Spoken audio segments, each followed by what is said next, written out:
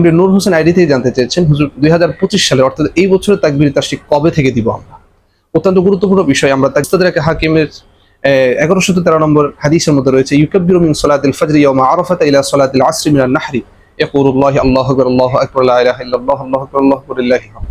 অর্থাৎ সালাতুল ফজর অর্থাৎ ইয়াউমা আরাফার ফজর নামাজের পর থেকে নিয়ে আমরা তাকবীরে তাশরিক দিব।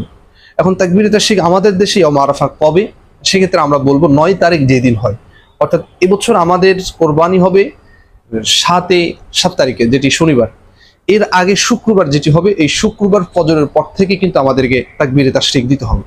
সারমর্ম কথা হলো তাকবীরে তাশরিক আমাদেরকে এবছর 6 তারিখ থেকে আমাদেরকে দিতে হবে, যেটি জুন মাসের 6 তারিখের ফজর নামাজের পর থেকে নিয়ে একেবারে 13 তারিখ পর্যন্ত আমাদের মাগরিব আসর পর্যন্ত আমাদের তাকবীরে তাশরিক দিতে হবে। অর্থাৎ ঈদের 3 দিন পর, যে জিলহজের 10, 11, 12, 13 তারিখ আসর পর্যন্ত আমাদেরকে তাকবীরে তাশরিক দিতে হবে।